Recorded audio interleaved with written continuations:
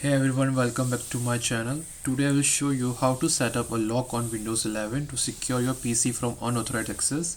Whether you want a password, pin, fingerprint or face unlock, I have got you covered. So let's get started. Go to search bar, then type settings. As you can see on the top here, settings, select this.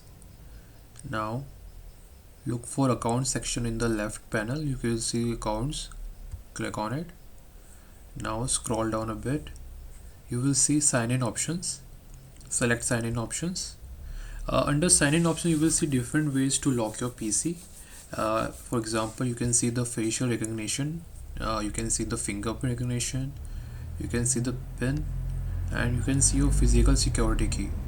So I will first you have for using all above the method mentioned, you have to set a password here. So select this password and click on add. Now to create or change your password, you have to make a new password here. Now confirm your password here. Make a hint so you can remember what your password have. Now you can put a hint here, so I can say 1 2 3.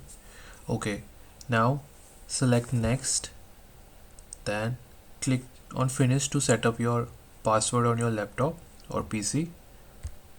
Now every time you start your PC you will need to enter your password. Now for setting up your pin, click on pin,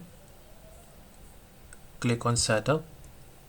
Now you can set up your pin as anything as you wanted.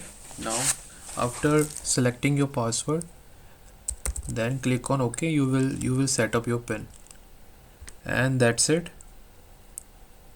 Now your Windows 11 PC is secure with a lock. Let me know in the comments which lock method do you prefer. Don't forget to like and subscribe for more Windows 11 tips. I will see you in the next video.